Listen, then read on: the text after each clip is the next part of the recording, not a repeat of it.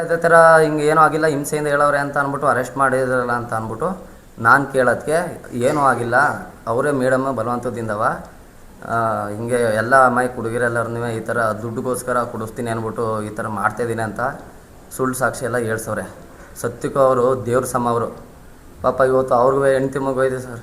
ಗಂಡ ಪಾಪ ಬೀದಿಲಿ ಸುತ್ತವನೆ, ಮಗ ಯಾರ ಮನೆಯಲ್ಲ ಬಿಟ್ಟವ್ರೆ, ಅವರು ಜೈಲಲ್ಲವ್ರೆ. ಅನ್ನ ಹಾಕಿ ನಿಯತ್ತಾಗಿರೋರನ್ನ ಅವಮಾನ ಮಾಡಿ ಇವತ್ತು ಒಳಗಡೆಗೆ ಹಾಕ್ಸವ್ರೆ ಅಂತ ನ್ಯಾಯ ಕೊಡ್ಸೋರಿಗೆ. ಇನ್ನು ನಮ್ಮನ್ನು ಬಿಡ್ತಾರ? ನನಗೆ ಅವಮಾನ ಆಗೈತೆ ಸರ್. ನನಗೆ ನಾಳೆ ದಿವಸ ಏನಾದ್ರು ಹೆಚ್ಚು ಕಮ್ಮಿ ಆದರೆ ನನಗೆ ಯಾರ್ಯಾರು ನ್ಯಾಯ ಒದಗಿಸ್ಕೊಟ್ಟಿಲ್ಲ ಅವರೆಲ್ಲರ ಹೆಸರು ಬರ್ದು ನಾನು ಖಂಡಿತವಾಗ್ಲೂ ಜೀವ ಸಹಿತ ಉಳಿಯಲ್ಲ. ನನಗೆ ನನ್ನ ಮಗನಿಗೆ ನ್ಯಾಯ ಕೊಡಿಸಿ. ನಾನು ನಿಮ್ಮನ್ನೇ ಬಂದಿದ್ದೀನಿ. ನನಗಾಗಿರೋ ನ್ಯಾಯ ಮೋಸ ಇನ್ನು ಯಾರಿಗೂ ಆಗಬಾರ್ದು. ದಯವಿಟ್ಟು ನ್ಯೂಸಲ್ಲೆಲ್ಲ ಬೇರೆ ಬೇರೆ ಥರನೇ ಎಲ್ಲ ಬರ್ತೈತೆ, ಅದು ಸತ್ಯಕ್ಕೂ ಅದೆಲ್ಲ ಸುಳ್ಳು. ನನ್ನ ಹಣ, ನನ್ನ ಮಗನ ಮನೆಯಾಗಲು ಅದೆಲ್ಲ ಸುಳ್ಳು. ಅವ್ರ ಮನೇಲಿ ಅನ್ನ ತಿಂದಿದ್ದೀವಿ, ಸುಳ್ಳು ಹೇಳುತ್ತಿಲ್ಲ ನಾನು. ಯಾರು ಹೇಳಿಕೆ ಮಾತು ನಾನು ಹೇಳ್ತಿಲ್ಲ. ಇದು ನನ್ನ ಮನ್ಸಿಗೆ ಆಗಿರೋ ನೋವು. ನನಗೆ ಯಾರೂ ನ್ಯಾಯ ಕೊಡಿಸ್ತಿಲ್ಲ. ನಿಮ್ಮನ್ನು ಬಂದಿದ್ದೀನಿ. ನನಗೆ ದಯವಿಟ್ಟು ನೀವು ನ್ಯಾಯ ಕೊಡಿಸ್ಬೇಕು. ಇವತ್ತು ನನ್ನ ತಾಯಿನ ಹಿಂಗೆ ಕೂರಿಸ್ಕೊಂಡು ಈ ಥರ ಎಷ್ಟೋ ಮನೆಗೆಲ್ಲ ಹೋಗೋಕ್ಕಾಗ್ದೇ ನಾವು ಫ್ಯಾಮಿಲಿ ವಿಚಾರದಲ್ಲೆಲ್ಲ ಮಾನ ಮರ್ಯಾದೆ ತಗೊಂಡು ನಾವು ಇವತ್ತು ಬೀದಿಗೆ ಬಂದಿದ್ದೀವಿ. ನಮಗೊಬ್ಬರು ಸಪೋರ್ಟ್ ಮಾಡೋರಿಲ್ಲ. ಸಪೋರ್ಟ್ ಮಾಡೋರು ಯಾಕಂದರೆ ಇವರು ಅತ್ತೆ ಸೊಸೆಗೆ ಅಂಡರ್ಸ್ಟ್ಯಾಂಡಿಂಗ್ ಇಲ್ಲ ಅಂತ ಅಂದ್ಬಿಟ್ಟು ನನಗೆ ಅವರು ಒಬ್ಬರು ಬಿಟ್ಟರೆ ನನಗೆ ಯಾರೂ ಹೆಲ್ಪ್ ಮಾಡ್ತಿರ್ಲಿಲ್ಲ. ಅದೊಂದು ಕಾರಣಕ್ಕೋಸ್ಕರ ನಾನು ಅವ್ರಿಗೆ ಫೋನ್ ಮಾಡಿ ಕರೆದೆ. ಯಾಕಂದರೆ ನಾವು ಅವ್ರ ಮನೇಲಿ ಮನೆ ಮಕ್ಕಳಂಗಿದ್ದೀವಿ. ಅವಳನ್ನು ಚೆನ್ನಾಗಿ ನೋಡ್ಕೋತಿದ್ರು. ನನ್ನ ಮಗುನ 1 ತಿಂಗಳು ನನ್ನ ಗಂಡ ಹೆಂಡ್ತಿ ಮಗುನ ಆಶ್ರಯ ಕೊಟ್ಟು ಚೆನ್ನಾಗಿ ನೋಡ್ಕೊಂಡವ್ರೆ ನಮ್ಮನ್ನ. ಇವತ್ತು ಅಂಥವ್ರಿಗೆ ಇವತ್ತು ಜೈಲಲ್ಲಿ ಕೊಳೆ ಮಾಡವ್ರೆ. ತಪ್ಪು ಮಾಡಿದವನು ಹೊರಗಡೆ ತಿರುಗ್ತವನೆ, ಮಾಡ್ದೋದ್ರು ಒಳಗಡೆ ಕೊಳಿತವ್ರೆ. ಅವನು ಒಳಗಡೆ ಹೋಗಲೇಬೇಕು. ಇಲ್ಲ ಅಂದರೆ ನಾನು ಅವನ ಹೆಸರು, ನನಗೆ ಯಾರ್ಯಾರು ನನಗೆ ಮೋಸ ಮಾಡೋರು ಅವರೆಲ್ಲರ ಹೆಸರನ್ನು ಬರ್ದು ನನ್ನ ಜೀವ ಸತ್ಯ ಉಳಿದಿಲ್ಲ ಸರ್. ನಾಳೆ ದಿವಸ ನನಗೇನಾದ್ರು ಹೆಚ್ಚು ಕಮ್ಮಿ ಆದರೆ ಅವರೇ ಜವಾಬ್ದಾರಿ. ಇಷ್ಟೇ ಸರ್ ನನಗೆ ವಿಚಾರ ನಡೆದಿರೋದು. ನನಗೇನು ತನಿಖೆ ಕೊಡ್ತಿಲ್ಲ, ಎಲ್ಲವಳೆ ಏನು ಅಂತಲೂ ಹೇಳ್ತಿಲ್ಲ. ಮಾಹಿತಿ ಸರ್ ನಂಗೆ ಗೊತ್ತೇ ಆಯ್ತಿಲ್ಲ.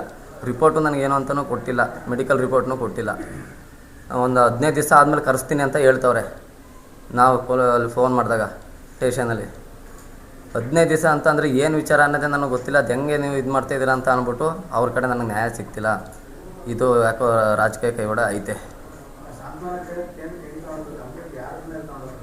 ಕಂಪ್ಲೇಂಟ್ ಅಲ್ಲ ಸರ್, ಅವತ್ತು ನಾನು ಹಿಂಗೆ 2 ದಿವಸ ಆದ್ರೂ ಇಂಥ ವಿಚಾರಕ್ಕೆ ಕಂಪ್ಲೇಂಟ್ ಮಾಡಿಲ್ವಲ್ಲ, ನನಗೆ ನ್ಯಾಯ ಸಿಗಲಿ ಅಂತ ಅಂದ್ಬಿಟ್ಟು ಅವತ್ತು ನ್ಯೂಸಲ್ಲಿ ಬತ್ತಲ್ಲ, ನನ್ನಿಂದ ನಾನೇ ಅವತ್ತು ಮಾಡ್ಕೊಳಕ್ಕೆ ನಾನೇ ಟ್ರೈ ಮಾಡಿತ್ತು. ಅವಾಗ ನಾನು ಅನ್ಕಾನ್ಷಿಯಸ್ ಆದಾಗ ನನ್ನ ಆಸ್ಪತ್ರೆಗೆ ಕರ್ಕೊಬೋದ್ರು. ನಾನು ಬೆಳಗ್ಗೆ ಎದ್ದು ನನಗೆ ಜ್ಞಾನ ಬಂದು ನಾನು ಹೋಗಿ ಕೇಳಿದಾಗ ನೈಟು ಹಂಗೆ ಆಯ್ತಲ್ಲಪ್ಪ, ಅದಕ್ಕೆ ಸಾಂತ್ವನ ಕೇಂದ್ರದಲ್ಲಿ ಬಿಟ್ಟಿದ್ದೀವಿ.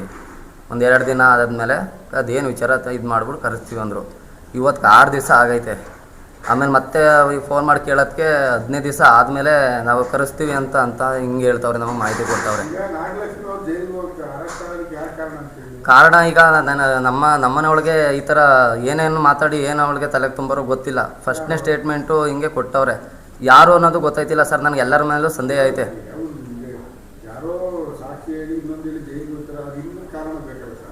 ಹಿಂದಿನ ಕಾರಣ ಏನು ಅಂತ ಅಂದರೆ ಸರ್, ಇದು ರಾಜಕೀಯ ಕೈವಾಡ ಮತ್ತು ನಮಗೆ ಕಾನೂನು ಸಪೋರ್ಟ್ ಮಾಡ್ತಿಲ್ಲ. ಅವಳಿಗೆ ಎದುರಿಸಿ ಬೆದುರಿಸೇ ಮಾಡಿರ್ಬೋದು.